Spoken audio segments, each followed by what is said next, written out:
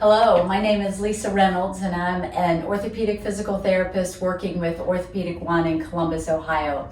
You've either clicked on this link because you have an interest in learning more about bone health, or maybe you have a new osteoporosis or osteopenia diagnosis and you want to know more about that for yourself.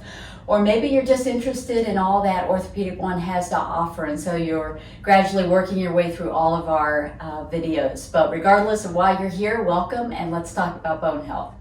So when I think about bone health in my clients and my patients in the clinic, I always want to think about it in terms of across the lifespan. There's a period of time between adolescent and young adulthood, let's say 9, 10, 11 years old, all the way up through 25, 30 years old, where we really have this opportunity to build a lot of good bone density. So we want to take advantage of that time because at about 30 years old, the bone sort of plateaus, the bone density, the bone growth sort of plateaus, and it stays steady for a while.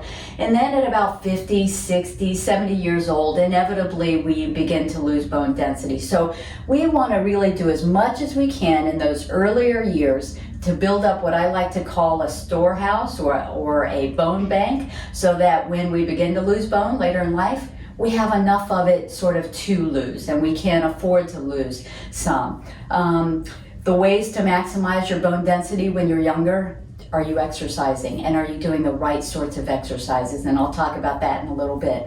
Are you eating right? Are you eating whole foods? Most of the time, I tend to think that if we eat the right things about 80% of the time, that we can be a little bit sloppier on our intake, maybe 20% of the time. But we do have a nutritionist here at Orthopedic One that can really answer those questions for you, your specific questions. But let's talk about the things I'm most interested in. So I have a heavy interest, obviously, in exercise and moving and posture and making sure that we're making the most of what we can do physically, as well as the nutrition piece. So let's focus on exercise.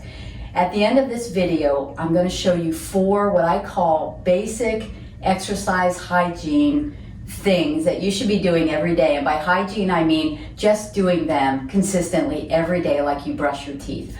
I'll show you 4 of those, and they will help you to improve your posture and help you to build some core strength, help you to build your bone density or maintain your bone density, as well as really kind of teaching you the basics about what I call the suitcase lift. So being able to lift bags of groceries, suitcases, computer bags at home, really sparing your spine and really doing as little damage to your spine as possible, so that if you do have a bone density issue, you can feel confident that you can move, you can stand upright. Balance, of course, is a piece of all of this. A couple things to remember when you choose your exercises for bone health. Resistance exercises, wonderful. Stair climbing, excellent. Jumping rope, or just jumping in midair and landing, perfect. Because what we know is the more we can stress the bone at a safe level, stressing the bone meaning when our muscles via the tendons pull on the bone, that causes bones to grow.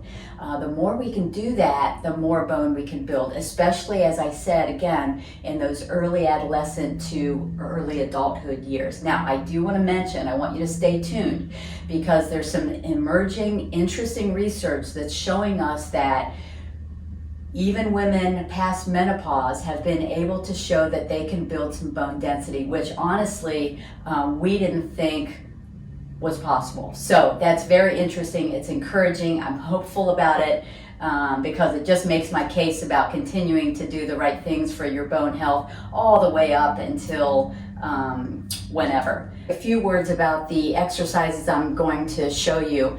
I'm going to show you air squats. I will show you jumping. I will show you something for core. I'm going to use planks today.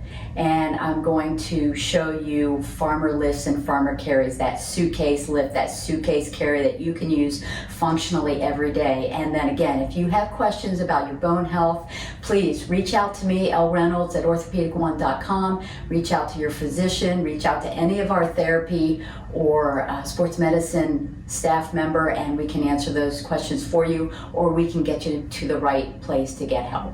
Thanks for tuning in, and we'll talk to you soon.